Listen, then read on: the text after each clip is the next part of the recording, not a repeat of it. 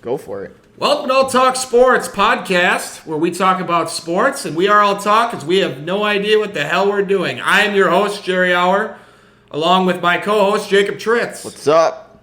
Today we're going to discuss all the football games over the past week. Late, I know, and we are heading into week 3, but we're going to start off with Monday Night Football this week, where we had a doubleheader with the Saints, Panthers, and Browns, Steelers. Starting off, we had Saints winning 20-17 against the Panthers. Bryce Young making his debut at home, and then Derek Carr, of course, playing good enough to win them and get them to 2-0. Which I think he's where he belongs. Not gonna lie. He has looked good. I will say getting away from Josh McDaniels has been a very big improvement for them. Of course, Jamal Williams getting hurt for them, so they're going to have to stick with Toby Jones Jr. and Taysom Hill, but it didn't seem like a problem Only for a couple weeks longer, though. Kamara will be back. Kamara will be back after week 3, yes. Yep. And then, of course, on Carolina's side, Shaq Thompson likely out for the year with a broken right leg. However, I will say that Panthers team, Bryce Young, will not overly impressive with 22 of 33 for 153 yards and a touchdown. Did lead 2 really impressive drives in the fourth quarter. That Saints defense is phenomenal, led by Demario Davis. There's not much more to say about them. They get after the quarterback with Cam Jordan. Then you have solid corners across the board, and you have elite safety play with Marcus May. But overall for the Carolina, I felt it was an encouraging step after last week, struggling with turnovers for Bryce Young. Bryce Young playing pretty well. You know, he's got Adam Thielen over there. He's got Jonathan Mingo. We made a few plays. Hayden Hurst, DJ Chark. So overall, I thought, even though they lost, I thought it was a step in the right direction for Frank Reich and his crew. Right, yep. I would agree with that.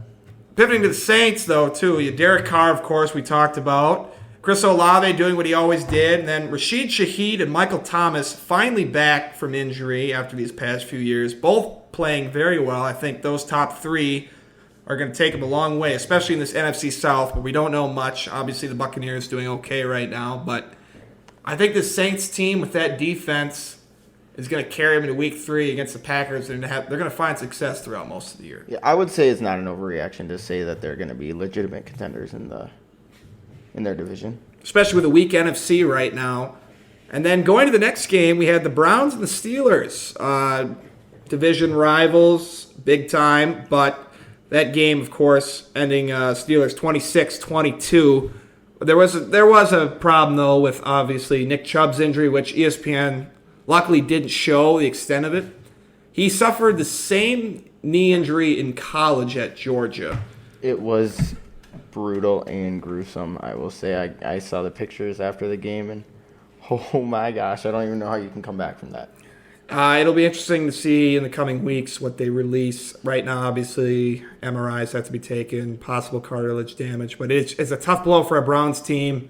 Prayers go out to him, though, for sure, because that dude was going to have a crazy year. He was definitely the best running back in the league, especially fantasy-wise, I think. He's been fantastic the last few years. That Browns team, I don't know what they're going to do after that, especially with Deshaun Watson, who, despite having all that guaranteed money, having an amazing defense led by Myles Garrett, Denzel Ward, that team's defense is going to take a lot of place. But when you have a quarterback who you paid all this money to and you said he's the guy, all of a sudden he comes out and throws pick 6. He does throw a pick 6 on the first play, and fumbles for. I think the fumble was a touchdown, right? Yeah, it was. And then, of course, stiff arms into defenders' faces, which apparently you can't do that. So and pushes a ref, and again putting.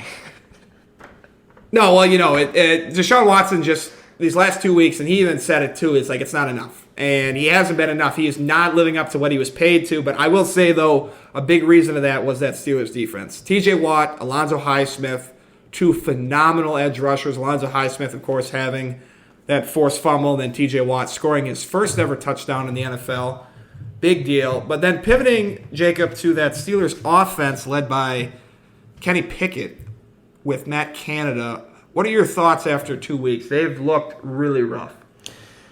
Honestly, at the beginning of the season, I thought they were going to play a whole lot better than what they're at right now. And I even called it before the season started. So far, I've been proven wrong. I thought Najee was going to have a comeback year. And he really hasn't proven to do anything substantial yet. I think that it's going to take a little bit. I think they're going to get back on track. But stat-wise, I'm not going to lie. I did not watch that game last night. So I have no idea really how they looked. But I unfortunately did watch that game. It was brutal on both sides. Minka leaving the game, of course. That run game for the Steelers, Najee Harris still looks like he's running in mud. I mean, 10 carries, 43 yards. Jaylen Warren, up to this point, has looked more explosive. And for whatever reason, the blocks seem to be better. I don't know if that has anything to do just with how fast he is, whatever it is. But for whatever reason, Najee has not played well. That offensive line just looks overwhelmed. I know they made upgrades this year, and it wasn't great last year, but they still have work to do, especially Matt Canada, that offensive coordinator. I don't know. Obviously, you didn't watch it, but Steelers fans were chanting "Fire Matt Canada" all through the game. I know Mike Tomlin came in and said that he is going to be sticking around. There's going to be no changes in terms of that, but that offense, they need to help Kenny Pickett out. He has not made it easy, obviously. He only threw for 222 yards, and most of those came from George Pickens' 74-yard touchdown. But that team is going to have to rely on that defense, and I would say run game, but they just can't seem to put anything together on offense at all right now. It's going to be a struggle all year. Hopefully they do figure it out because Kenny Pickett, good guy, seems to be, and they seem to respect him in that locker room too. Yeah. That's for sure. Hopefully they figure it out. But as of now, 2 weeks in, I haven't seen it yet. Nope, that Browns team looking iffy now without Nick Chubb. That Steelers team, that offense hasn't gotten together. The Ravens right now look to be leading that division. We'll see how the season plays out. But then pivoting now, we will go back to Thursday Night Football. I know it's been quite a while since we watched that game, but Vikings-Eagles, rematch from last year, a little bit closer. Fumble fest. Yes, it was. The Vikings, the last 2 games, have had 7 turnovers, which obviously would explain why they're 0-2 right now. Vikings losing that game 28-34 looked a lot closer than what it really was for most of the game. Kirk Cousins continues to put up stats. I mean, he's really good at that. He always has been. It's this Vikings team, though. What seems to be the issue with them this year? They've got absolutely no running game with Madison in the backfield, and I called that from the beginning of the year. He's just not solid enough. And getting rid of Dalvin Cook, especially, I don't know why you would rely on somebody like Alexander Madison to take over the reps for him. They've got nothing there. I am, however, impressed with the rookie Addison, who I drafted on my fantasy league because I knew he was going to be next to Jefferson for sure. But I mean, he's gonna rack up just as many points in my opinion, and he's looking really good. But I would say just the biggest thing is I really think their run game just doesn't have there's just no run game for them at all. So I think that's their biggest issue that they need to address. I guess I didn't see how their line really performed, but it doesn't seem like it was the greatest game for them on Thursday night. No, Madison, even though in limited time over the last few years, he has had success. However, now being the feature back, he just seems to lack that second year that Dalvin Cook did have on that Vikings team. Dalvin Cook always seemed to hit it, once he got to the second level, always seemed to hit his extra gear and was able to really push that Vikings team farther just because they were 11-0 in one-score games last year. And how do you do that? You run the ball at the end of games. Obviously, you have Justin Jefferson. Of course, you mentioned Jordan Addison's been fantastic. Hawkinson is a catching monster. The guy catches at least 7 passes a game. They have all the firepower they really need. They just need to stop turning the ball over, really. I mean, 7 turnovers, that's not going to do it for you. You're not going to win a lot of football games that way. Yeah. Especially one-score games. But no, and then the Eagles getting back on track with DeAndre Swift coming home to Philly after being in Detroit the last few years, not having a good start. But last night, I should say Thursday night, he had 28 carries, 175 yards, and 1 touchdown. Just an absolute great performance from him. That Philly offensive line, of course, being amazing, but they really just bled the clock out most of that game. It did look close, just with a lot of explosive plays, but Swift and then Devontae Smith, who looked amazing too. Jalen Hurts is still working on it. He'll get in his groove. I think he will have a good year. It's only week 2, of course. I mean, we really can't project based off of 2 games. But yeah, no, good start for the Eagles on Thursday Night Football. And the Vikings, in a relatively bad NFC North, still have a shot, but it is not a good look for them. I would say so for sure, especially if Kirk keeps playing at the way he's playing. Say what you want about Kirk being average. He did put up a really good game on Thursday, throwing 31 for 44, 364 yards and 4 touchdowns. So, and passer rating of 125.6. So, he played a solid game, but again, their run game needs some work. So, I think that's what they're going to have to focus on. And their defense, obviously, too, I think is just running thin, especially in the backfield. So, I would say that they legitimately have a shot to come back from this, but yeah, the NFC North is going to be interesting this year, for sure. It definitely will be. Pivoting to a AFC North matchup, we got the Ravens, we got the Bengals. Bengals coming off an awful defeat week 1. Ravens coming off a middling win against the Texans. And so both teams pitted against each other, and while it was close, Joe Burrow, he's still struggling out there. Ravens won 27-24. Lamar Jackson looked much improved over week 1. That new offense they're running has been great for them. Obviously, with the loss of J.K. Dobbins, that sucks. But Gus Edwards came in, and he played relatively well. He was fine. He did what he was supposed to do. But no, that Ravens passing game was quite interesting, actually. They were getting the ball around to Nelson Aguilar, of all people. And then, of course, Zay Flowers, who seems to be the featured wide receiver now. Of course, they have Mark Andrews. They've got Odell, but he, I think, went down with an ankle injury. Or was that after the game?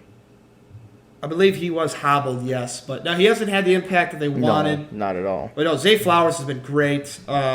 Nelson Aguilar this week, 5 catches, 63 yards, 1 touchdown. You can't ask for much more than that. They still got Rashad Bateman out there. Their defense still has concerns with corner depth. But so far, they've been able to do fairly all right with that. But then, yeah, going back to Joe Burrow this week, he played better. Of course, you can't play much worse. Yeah. But they still haven't had a passing play over 20 yards. And I don't think he did anything before halftime, really. No, it took him a half to figure it out. Joe Mixon not doing a whole ton on the ground.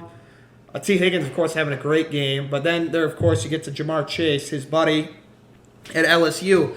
They still have not found their connection this year. I don't know if it has to do with less snaps being played with Joe Burrow being out most of the preseason and training camp or what it has to do with, but Jamar Chase mentioned this week they need to take more shots down the field. They really haven't done that, and they haven't found success that way. Burrow's got to figure it out because I don't know what's going through his head, but through 2 weeks you wouldn't think he'd be playing this bad, but I guess people surprise us. Now, you wouldn't think it, too, just with his big contract. Of course, last year they started out 0-2, and they ended up making the playoffs in the AFC Championship game. But this year, I don't know, it feels different. They just don't. Their offense does not look explosive, and their defense, while still relatively good, are missing their top 2 safeties, of course, with Jesse Bates going to Atlanta and Von Bell leaving as well. So it's going to be an interesting year. They have to figure something out. You have to wonder, too, if their head coach, Zach Taylor, having started off this way multiple years now, what his position is as a head coach, whether he's on the hot seat, whether he's not. Depending how the season fares, we'll see. If I were a Bengals fan right now, should I be worried? I would be. I know it's only week 2, but that offense has just looked so bad through 2 games, and it's not like the Baltimore had world beaters at corner. They're hurting there, and you have the best receiving core in the NFL. You have no completions over 20 yards. It's embarrassing, honestly. Joe Burrow is being paid to be what he has been, and he just hasn't been able to put up those performances yet. Maybe they figure out next week. We'll see how that goes. But as of right now, as a Bengals fan, I would be extremely concerned. Okay. And then pivoting to another game we had this week, we had the Seahawks and Lions. Seahawks, of course, winning in overtime, 37-31, just like last year, big offensive game. Tyler Lockett waving goodbye to the Lions fans in Detroit. Geno Smith playing really well. Jared Goff, of course, also playing really well. Both quarterbacks really did do a good job. Both defenses struggled most of the day in terms of stopping either one of them. Geno Smith getting the better, of course, but Amon-Ra St. Brown still playing fantastic. You had David Montgomery, who unfortunately went down with an injury, as well as C.J. Gardner-Johnson, their top safety. So concerns for Lions going forward. Seems like a lot of injuries this week. I will say that. Quite a few, yeah. A lot of good players. Montgomery, of course, it's going to mean Jahmyr Gibbs is going to have to step up. I mean, he was drafted really high, and he does have all the intangibles to be a great NFL running back, but we're going to have to see it in the future. Yeah. As a Lions fan, too, coming off the Chiefs game, too, off that high, it's got to be disappointing after a Seattle team who's kind of middling in all respects. I mean, they're average in pretty much every single way, so that was a rough way to go out that way. But NFC North being what it is, it's not a real setback. I mean, right now, you got the Packers, maybe, that are contending to help out. Not the Bears. But besides that, the Lions, I think they just have to find consistency on defense. They just can't. They haven't seen, even in the Chiefs game, their corners looked a lot better because of all the drops. But they do need to figure out very quickly on defense how to stop passing attacks. Aiden Hutchinson, of course, having another good game as usual, playing really well. That team is playing for Dan Campbell, and heck, I mean, they're ready to go. I think they're going to have a great year this year. Seahawks, I think, could have a good year this year. But just an overall really entertaining game. Yeah, I mean, for the first time in years, Lions are actually contenders. Like, legitimately contenders. Just like the main theme with this whole week, though, injuries just keep popping up. Lions, of course, losing, like we said, David Montgomery and Gardner-Johnson. It's just going to be interesting going forward to see how they fare without those two players. Which, I mean, if I were Gibbs right now, I would look at this as a door opening for me, though. You got to show people what you got. Absolutely. And I think he's got the talent to really emerge as their number one guy, and this is his moment to shine. So I guess we'll see what he's got with Montgomery going down. But yeah, great game, fun to watch. But I would be pretty excited if I were Lions fans right now. I would too, yeah. So now going to another game, which also was plagued by injury. We go to the Colts and the Texans. Colts winning that game 31-20. Honestly, probably my biggest surprise team so far this year. The Colts, even in week one, looked really solid. Anthony Richardson played well until he was taken out of the game with a concussion. He's in concussion protocol currently. But out of all the rookie QBs so far, and even though Stroud had a relatively good game, throwing for 384 yards and 2 touchdowns, that Colts team has just been grinding. Zach Moss coming back, playing really well. 18 carries, 88 yards, and a touchdown. No JT, no problem, I guess. Gardner Minshew also came in, and he did relatively well. And then, of course, you have Michael Pittman. But I was very impressed with that Colts team. That defense played relatively well. And even the Texans had improvements, too, I thought. I thought C.J. Stroud played relatively well as well. He played, 384 yards and 2 touchdowns. So he played, I would say he had a great game.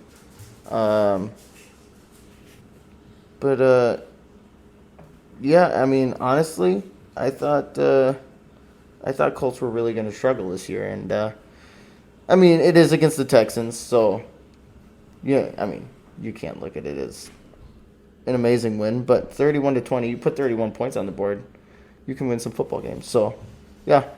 Well, even last week, too, against the Jaguars, they played really good football. Shane Steichen has that team playing for him, coming out of Philly, of course. And him and Richardson so far seem to have found something that works. Just been very excited, especially with Richardson being kind of an unknown commodity coming out. He only played 1 full season at Florida. Mm-hmm.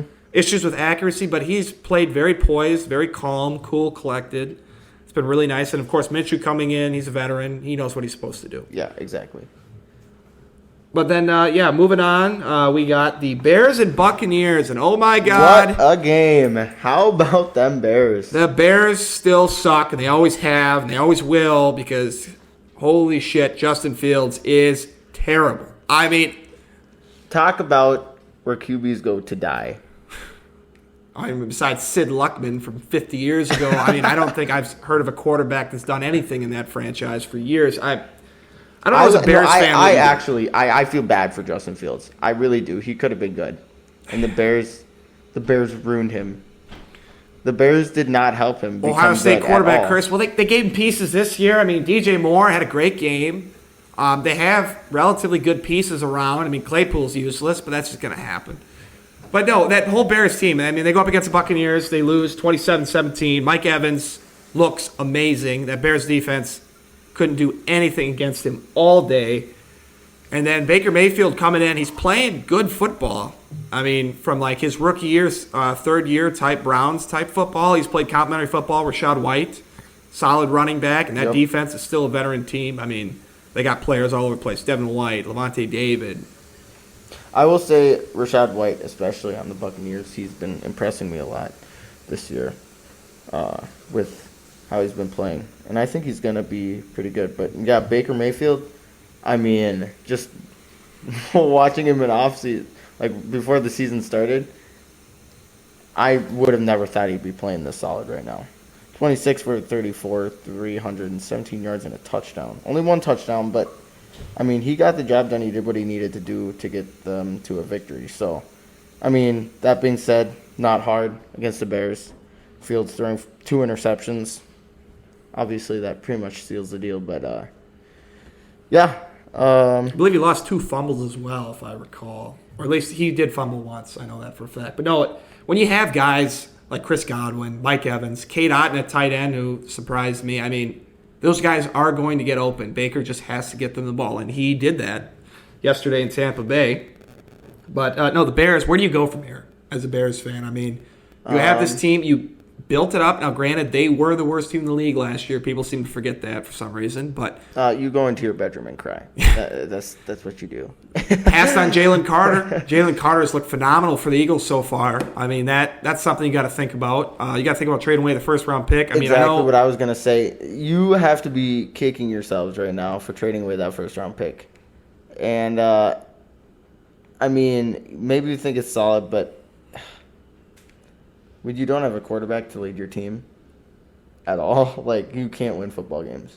The big thing with Fields has always been, can he throw the ball? And against Tampa Bay, I mean, he missed multiple wide-open receivers. There were points where DJ Moore was just putting his hands in the air, just screaming, please throw to me. I mean, I don't know if he's afraid or if he just still cannot take reads yet. I'm not exactly sure what the problem is with him, but the development that is needed for him to be a good quarterback is not there. He's going to take off. He's going to run. Okay, fine.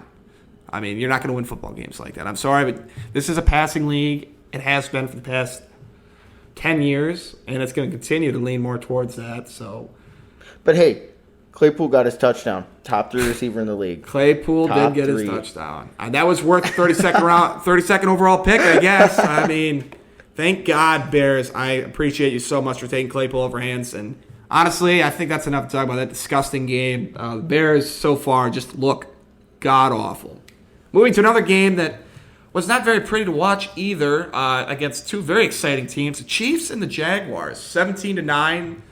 The Jaguars just could not seem to score. I don't know what exactly was going on there, and then the Chiefs, of course, played okay. I mean, they're getting back onto schedule. Travis Kelce, of course, coming back, but that Jaguars run game with Travis Etienne just looked terrible the other day. They just cannot run the ball. Yep. And poor Trevor Lawrence is forced to throw with 2 tackles that are not playing right now. Yeah.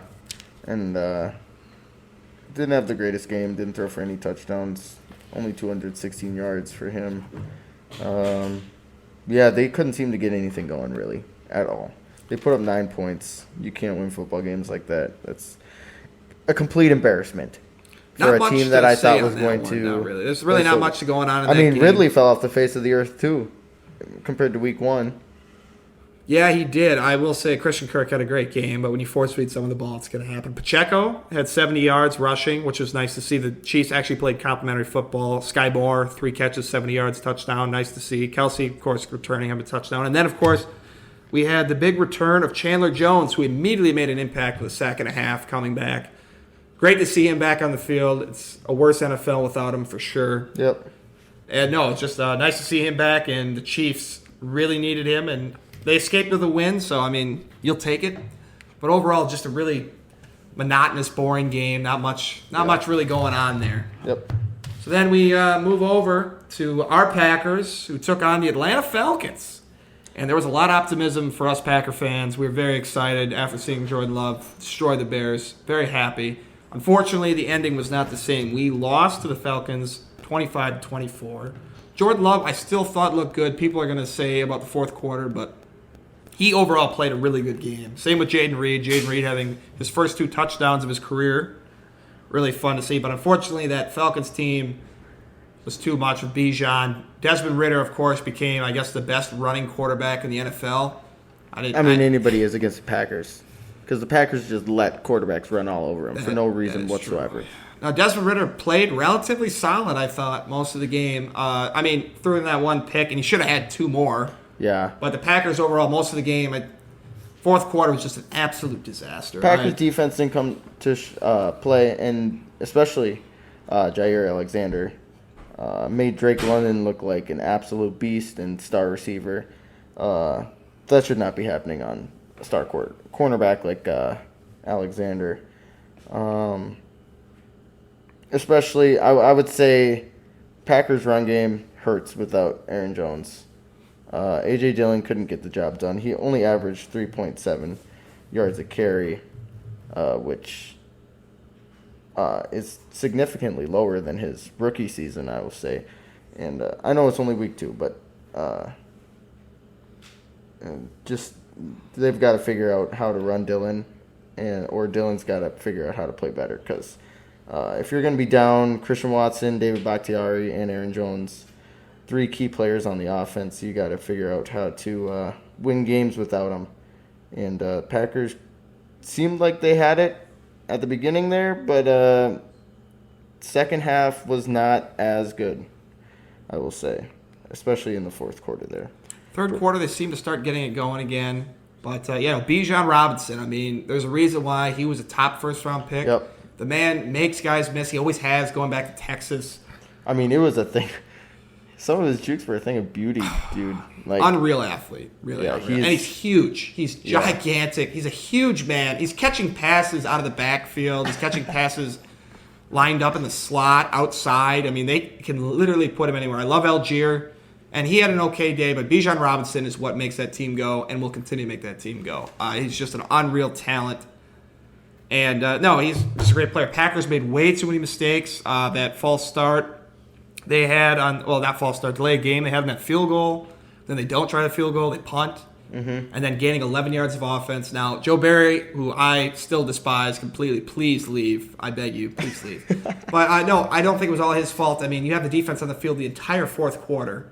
Yeah. And they're just getting pounded. They're exhausted. Yep. They're exhausted. So, you're not going to win a lot of games only having 11 yards in the fourth quarter. But also, this Packers team with that defense, who's supposed to be a veteran-led defense, supposed to be relatively good. Multiple first-round picks. We are wasting talent with Joe Barry as our coordinator. It comes down to personnel failure and just poor decision-making overall. I really don't know. 2 defensive linemen against Bijan and a team that wants to run the ball every play. Every play. They're running the ball in 2-minute drills. Yep. It's embarrassing. And then when Ridder has to drop back and throw, we can't catch the ball to save our lives. Well, Ridder also just decides to take off, and we forget that we can tackle him. That read option just really was a crushing blow. Rashawn Gary probably still lacking some movement from that, but just got absolutely torched.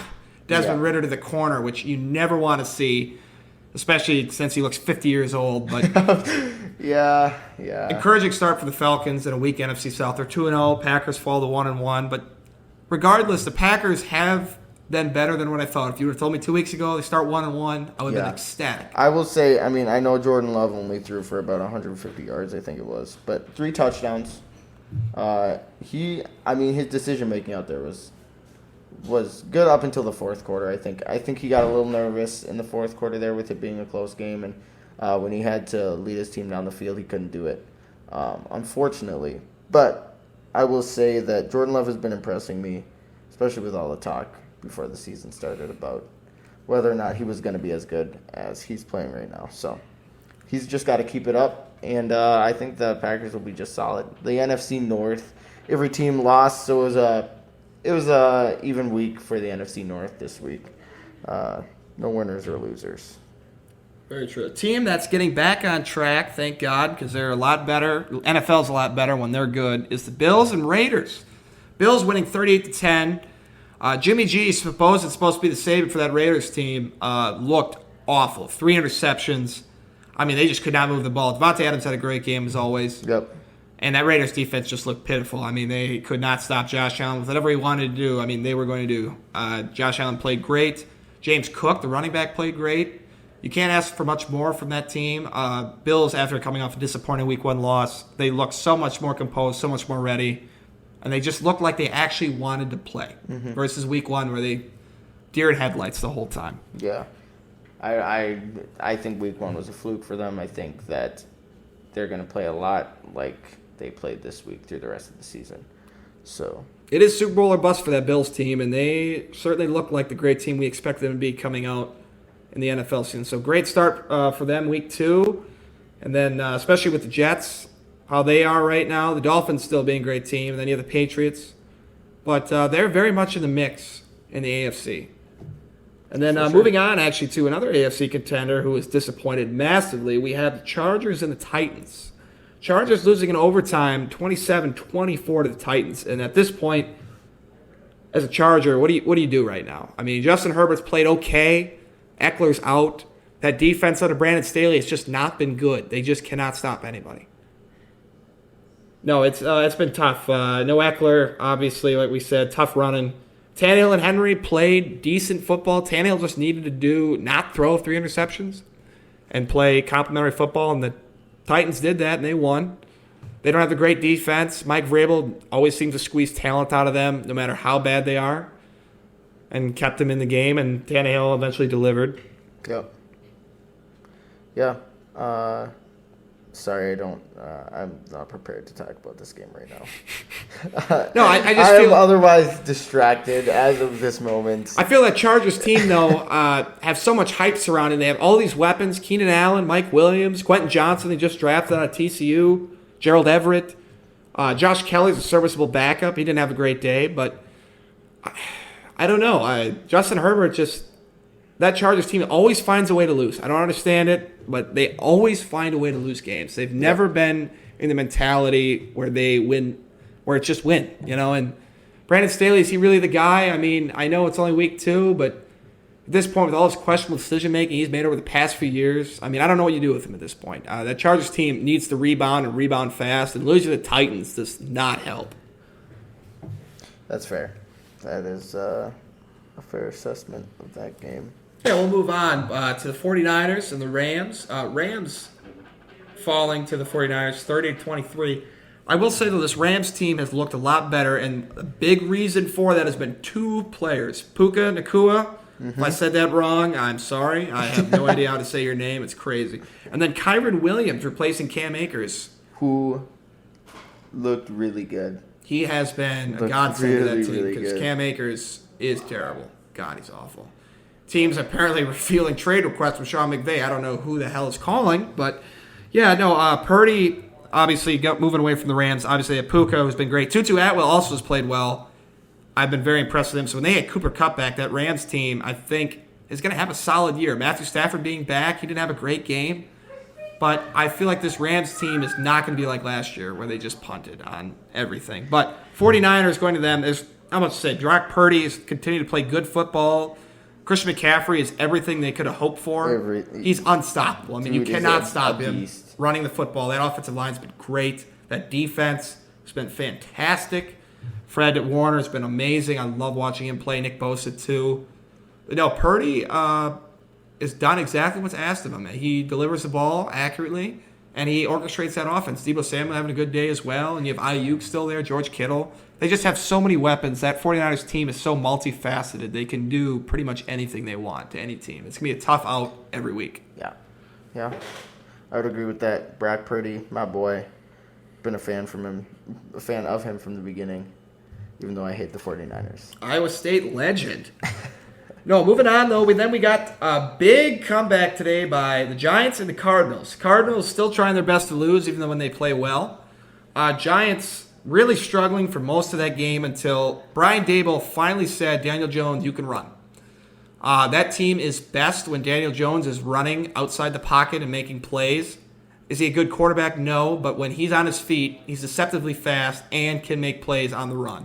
Yep. So once they started doing that, they started playing well. Saquon, of course, now out.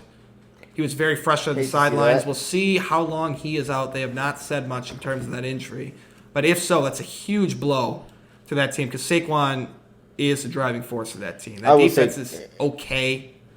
It could have been, I mean, honestly, when saw the video of him limping off. I actually thought it was a knee injury, so fortunate to not have it be any ACL injury there. But yeah, Barkley's going to be a big loss for them. Must need a win though for the Giants. I mean, they are not good. They are really bad. Josh Dobbs did everything he could to win that game. I've been very impressed with him.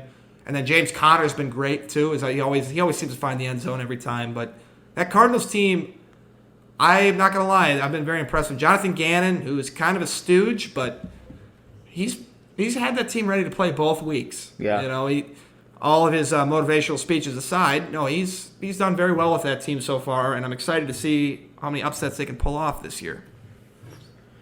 They're surprising me for sure. Putting up 28 points. At the beginning of the season, I thought they were going to be complete garbage, dumpster fire. Yeah, no, and then nothing there.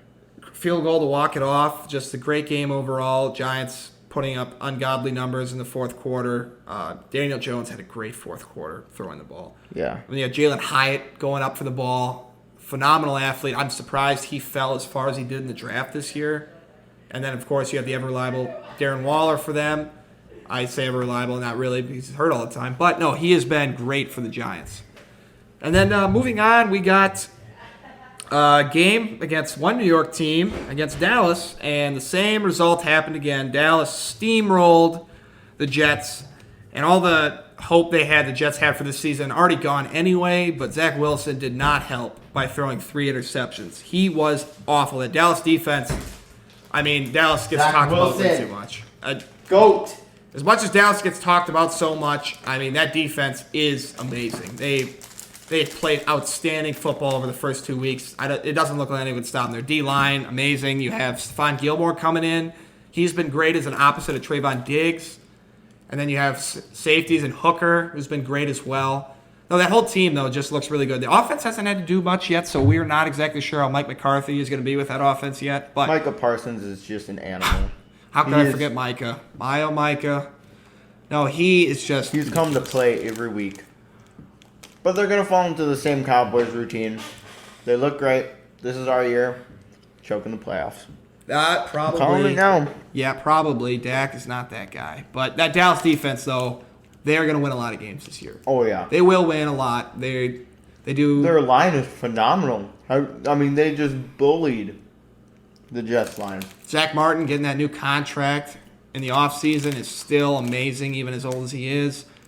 That whole team, though, it just seems like this is their year. They say that every year. This is their year. But they are prepped, I think, out of all the teams they've had over the last few years, this is the best they've looked. That's fair. I know Kellen Moore's gone. A lot of people didn't like Kellen Moore, I guess, in that offense. But, you got Tony Pollard, Deuce Vaughn, who's 5'3".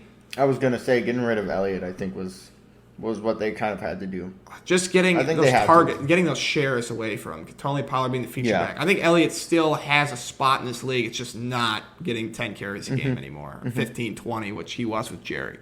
But I know the Cowboys look really good. The Jets, unfortunately, it's going to be a real struggle. But, moving on then to one of the craziest games I've seen in a long time. And the good old Broncos still finding a way to lose. Let's ride, baby. Let's ride, baby. No, Commanders coming in there winning 35-33. Sean Payton, more of the same. Nathaniel Hackett was incompetent, and they have looked better under Sean Payton, but they just keep losing. Sam Howell is him. Sam Howell has played very well over the first 2 weeks. He really has. Terry McLaurin's been great for him, obviously. And can we just appreciate Robinson having 2 rushing touchdowns, Jerry? Yeah, no, Brian Robinson has Robinson has looked very well. I thought Antonio Gibson would be better, and he is not. Eric Bieniemy coming over there. That offense has been great so far this year. Let's just read this off quick. Antonio Gibson, 2 carries for 9 yards exactly, and Robinson with 18 carries. 87 yards and 2 touchdowns. So I will eat that one. Yeah, Antonio Gibson, I've always been a big fan, and you let me down for 2 weeks. You let me down. Brian Robinson, fuck you. And then of course at the end of that game, last second Hail Mary from the Broncos. As a commander, what the hell are you doing? Knock the ball down. Don't tip it up. It's not volleyball. You're not setting it to the next player. Jesus Christ. But, no, they score, and then they go for the 2-point conversion, and he is interfered with massively the whole play, which is hilarious because going back, the Commanders had attempted a 2-point. They got it. But there should have been multiple penalties called on that as well. They didn't say anything. Mm-hmm. They didn't call anything, whatever. But no, as a Broncos fan, you got to be really frustrated. I mean, that defense under Vance Joseph did not look well at all. I mean, you can't expect them to be great every week. Right. But at least the Broncos scored more than 16. They did do that. 33 points on the board. It was a high-scoring week for a lot of teams, I will say that. Still massive disappointment for Broncos fans. I mean, Did anybody really think it was their year, though? I did. I did. All right, Sean Payton's amazing, but not the last few weeks. They got a lot of work to do, and honestly, I'm sick of talking about both those teams because, God damn it, Brian let's ride Russ. Whatever. No. And then moving on to Sunday Night Football, our last game this week, we had the Dolphins and Patriots. Patriots coming off a interesting loss to the Eagles. They played okay, not great. And then the Dolphins, of course, being Week 1 darlings, they won again. And this week it was different. No Tyreek Hill catching 200 yards worth of offense, but it was Raheem Mostert having a great game on the run game, and I guess they've remembered they could run the ball again. But no, Dolphins playing relatively good. Patriots defense still very good. I mean, they did keep Tua mostly in check for most of the game. But that offense still struggling. Mac Jones has looked better, I will say. I mean, they have. Hunter Henry being a good target to use. But they have been struggling in the run game, especially. Mondre Stevenson has not done much. Elliott is a third down guy. He's not going to carry the ball 15, 20 times. It's not going to happen again. Yeah. And then, of course, controversial ending, too. The Pats laddering the ball. Mike Gesicki catches the ball, laterals it to Cole Strange, the offensive lineman, who then reaches for the first down. Do you think that it was a first down? It was 100% a first down. It looked like a first down. I don't know what they were looking at, and do I think the Patriots would have won? No, but it's a horrible call. Horrible spotting by the refs. I don't know what they were thinking whatsoever. And the Dolphins sneak away with a win. Yeah, they were lucky on that one. They were incredibly lucky on that. They snuck away with a win, but a loss on their Jalen Waddle, who I heard was in concussion protocol, right? I'm pretty sure, actually, yeah, I think he is. So that could be a loss to them if he does. Big blow for them, yeah. No, I'm pretty sure I saw. I'll double check. I don't want to be lying. I mean, I could not tell you. I don't remember that much myself. But no, the Patriots, even though being 0-2, it is a rough start for them. Belichick's first time in, I think, decades. But I have been encouraged by Mac Jones. I really do not think he's as bad as people say he is. Weird ending to that game. I mean, Cole Strange to start catching passes at this point. Guy can move. Mike Gesicki. Heads up play, but no, it's unfortunate for the Patriots, and the Dolphins coming up 2-0 look to be the ones to beat in the AFC right now. They can win in different ways. That defense will get it together in a Vic Fangio. Yeah. What? No, I thought you were going to talk about. Oh no, he does. He is. Oh, he is in concussion protocol. Yeah, okay. I wasn't completely going. No, that's all right. No, that's fine. But no, Mostert played really well. I was very excited to see that. I wish they would have shown Arcane more often, but we'll see because Salveston Ahmed is injured now, so maybe Arcane comes in. They were very hyped on him in training camp in the preseason, so we'll see how that goes. But yeah, no, that was the week of football. It was a very interesting week. A lot of controversial things with penalties and pass interference calls that weren't called. And then, of course, a lot of injuries this week, unfortunately. But now we're going to shift from those games, and we're going to hit the phone lines. Hit the phone lines. I think we've got a caller ready to talk about his Bears. What's the number, Jacob? All right. We've got Isaac Engelkiss from Stevens Point calling in. If you're interested in calling, the number is 715-316-4003. Let's start over on that. 715-316-3400. We know what we're doing. Yep. We're all talk. And we don't know anything about sports. All right. We're going to have Isaac on the line here.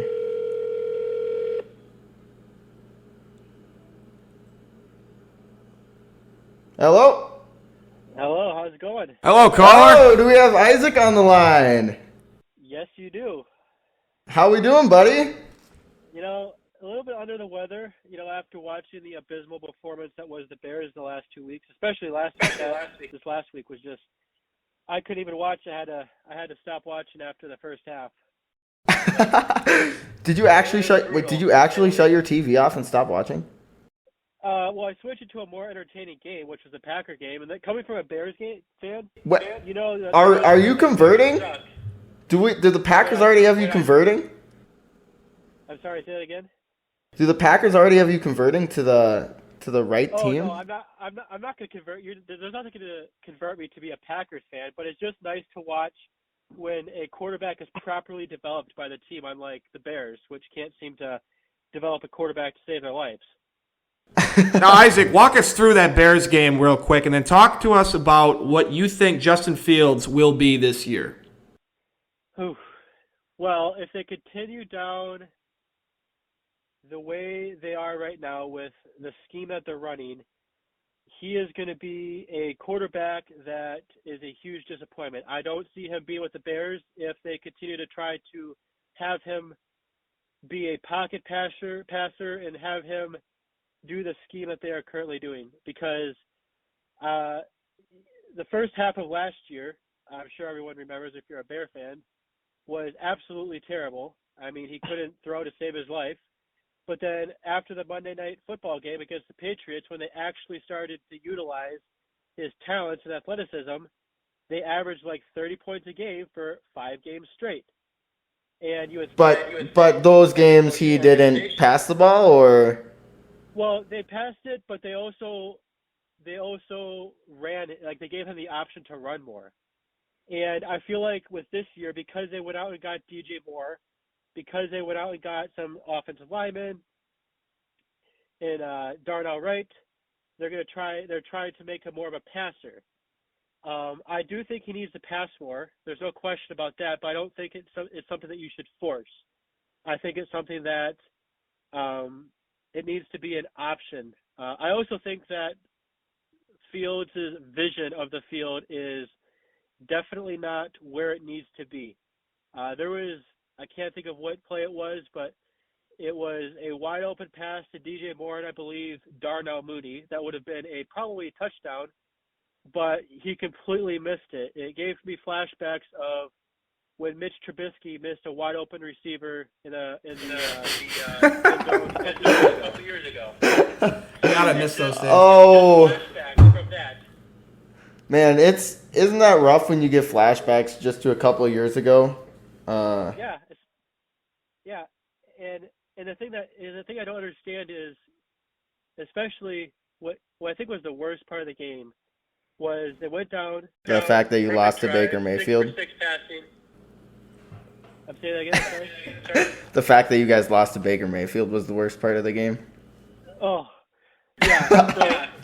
So on that note, the offense is terrible for one, and the defense is just as bad.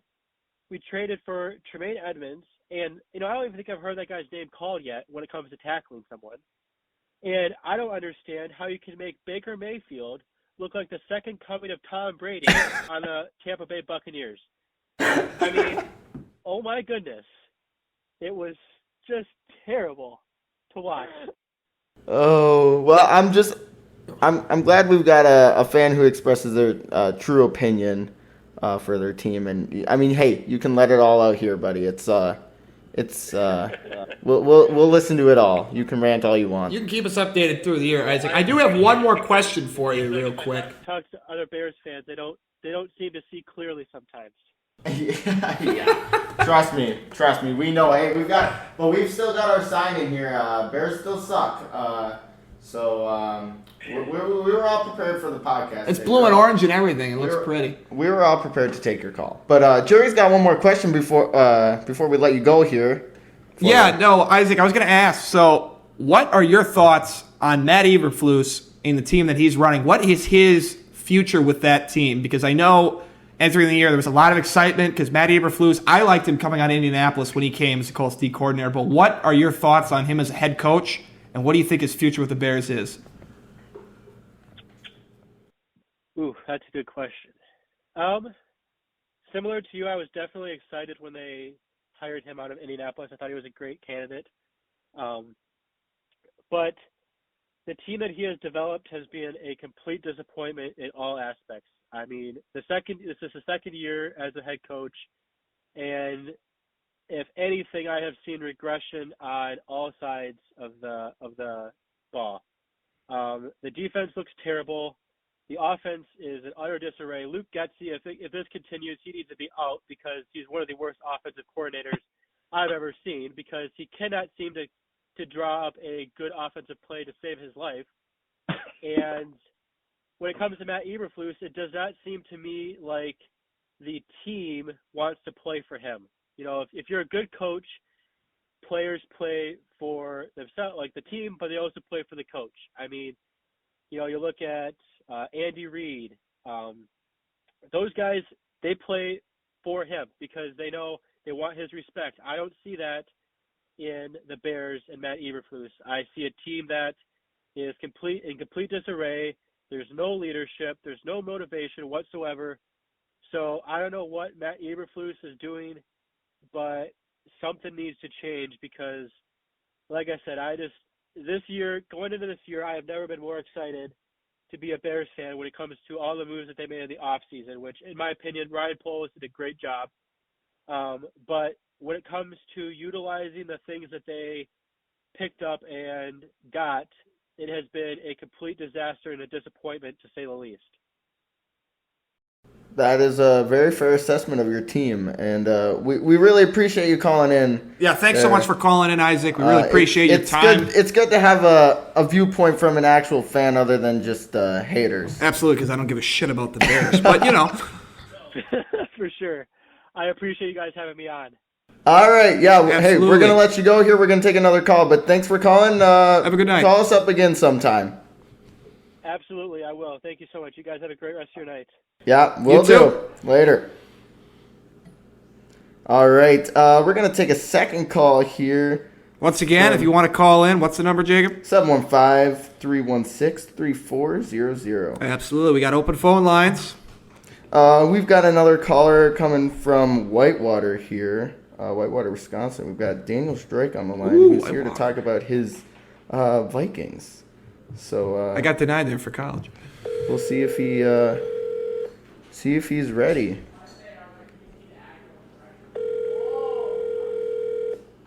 Ring, ring.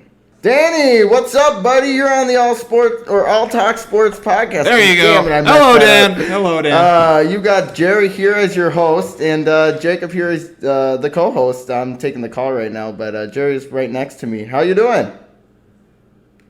Good. Thanks for having me on. No problem.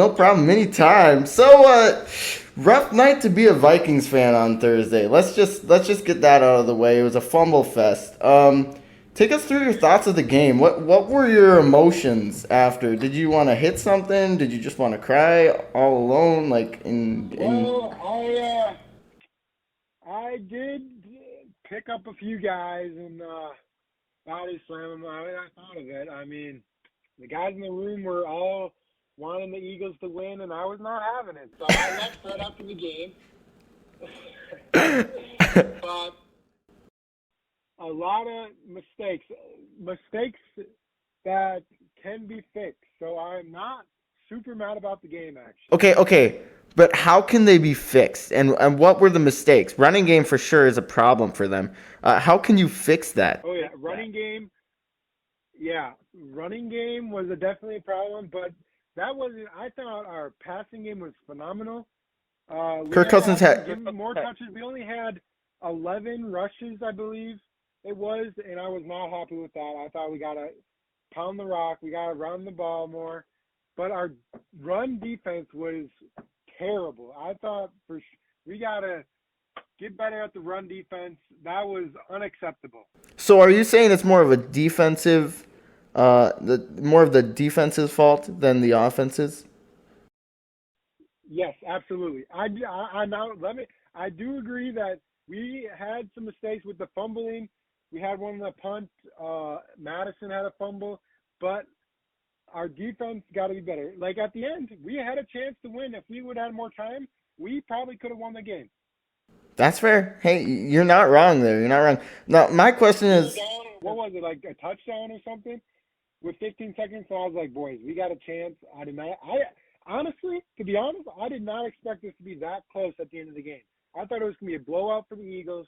The Vikings get beat by the Eagles every year, and the Vikings are terrible against the Eagles, no matter what. that's So fair. I was happier than I thought I would be with the game. And I had Justin Jefferson in fantasy, and he followed that with a solid 23 points. So I was happy. Yeah, Justin Jefferson and Jordan Addison actually both had great games. The passing game, like you said, was not the issue at all. Running game could use some work, and I think their defense is definitely running thin at certain positions, and I think that's their main problem. My question is, I know you're a big believer in Madison, and I'm trying to figure out why. Is he the guy? Is he the guy for the rest of the season, or do you think they make a move? No, I think this year he's the guy. You think so? We got rid of. I don't think we should have got rid of Dalvin Cook, but I think Madison is definitely capable back in the NFL. He's big. He's strong. He can run the ball. In the red zone, I think he can produce good rushes for touchdowns. But in the future, I don't know. I think we need a running back. I think the running back position is still – you still need some good running back in the NFL these days. Everybody doesn't think so, but I think you still need the run game. The run game will help the pass game. It slows the game down. It'll help your defense. So You're right. think you need back. But this year, I think Madison can do enough. I think next week, I don't even know who we have next week, but I think next week we'll come back strong. Yeah. If I were you, I wouldn't worry about your Vikings one bit. I think you guys are going to be just fine. But if you can fix those defensive mistakes, like you were talking about. But, Jerry, you got any questions for him? Yeah, actually I do. So obviously, having 7 turnovers in 2 games, you're going to lose a lot of games like that. But I will say, what has Kevin O'Connell done differently this year that has not transcended into wins this year? Because obviously I know that defense has struggled, corners especially, but you do have a competent head coach, a D coordinator. But what do you think as a head coach for Kevin O'Connell, what is missing right now? That's a very good question, Jerry. Wow. I think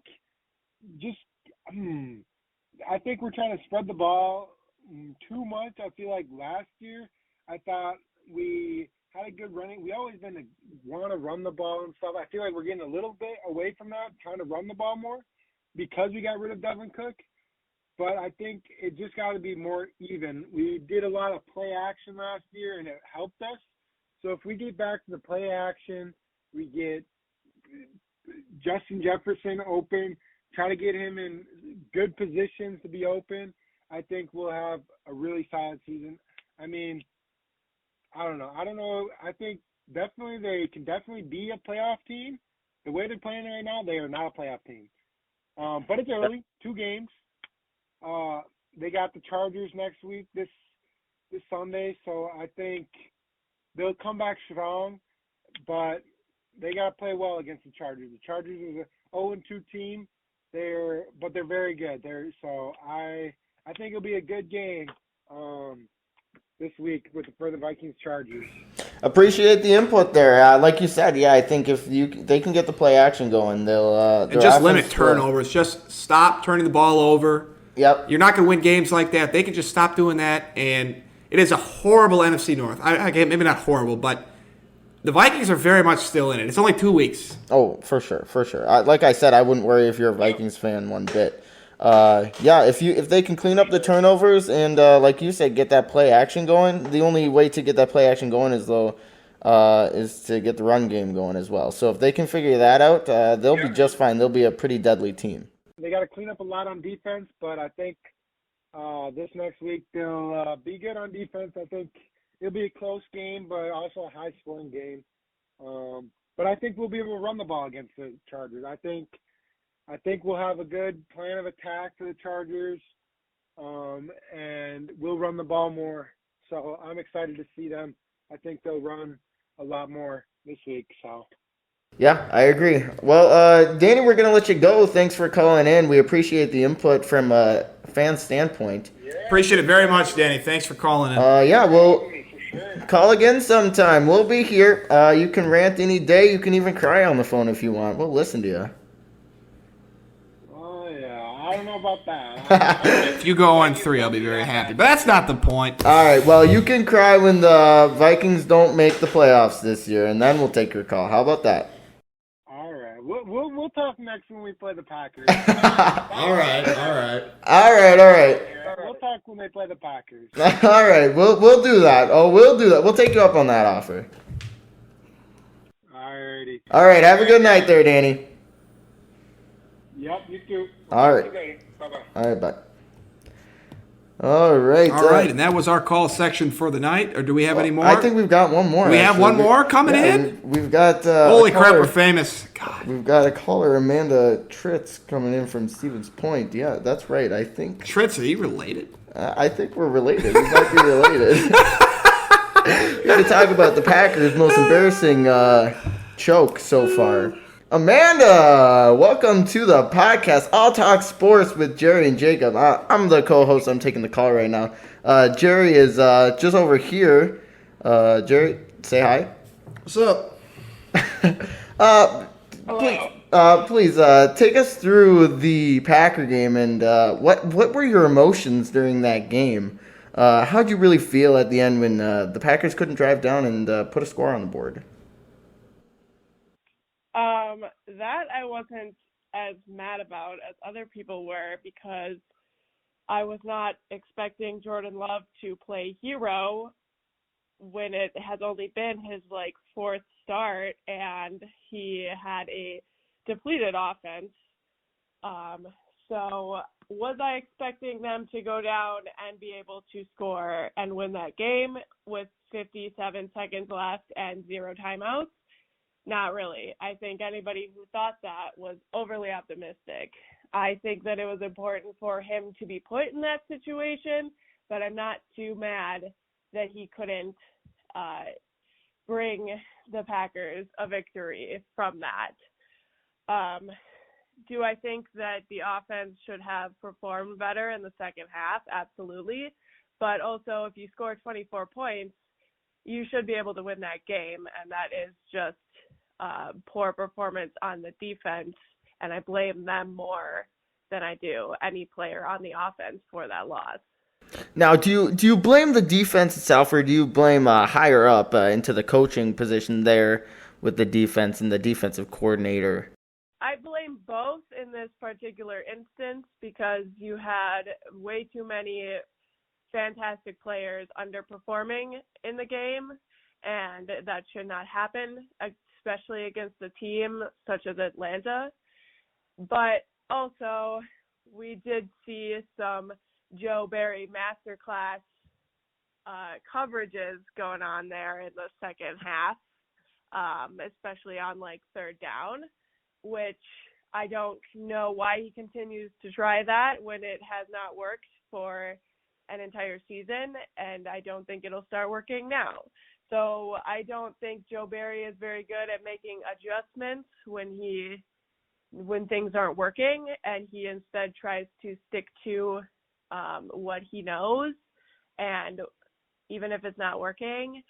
And I think that shows. It has been showing all of last season. It showed, and I don't think he's doing any of the players any favors by his scheme and his decisions. So I think both are to blame for their performance on Sunday. That's a fair assessment of your team. Jerry, you got any questions for her? Yeah, I got one. I know we talked about the defense, but going into week 3, what do you think the Packers, how should they approach the Saints coming up this week? I know they don't have Jamal Williams, they won't have Alvin Kamara, but in order for them to be successful this week, how should Joe Barry approach the Saints team? Honestly, I think that what has been working with the secondary especially is going more man coverage. I think the corners like playing that a lot more. so than zone defense, and I think our corners are better at playing man than zone. And I think that they need to stick to that because zone just does not work, even though Joe Barry loves to play zone. I think that the Saints have a team where you can play man against them, and you have to put the quarterback in a situation where he needs to beat you with his arm, because their quarterback situation, you shouldn't need to be that worried about the quarterback's throws. So if you can rush him and make him uncomfortable and force him to make uncomfortable passes and have good coverage on the receivers, they should be fine. That is a great way to look at it, and I agree with you 100% on the man coverage idea. I think the corners do like playing that better. I think that's all the questions we really got for you. We appreciate you taking our call. Thank you very much, man. Thanks for calling. Call anytime. Feel free to rant. Just know we've got a time limit on it. Give me a quick Bears still suck and a SKLOL for us. Okay, Bears still suck, always will suck, and SKLOL. All right, we're gonna let you go. You have a great night. Thanks for coming on the All Talk Sports podcast. You're welcome. Thanks for having me. Oh, anytime. All right, later.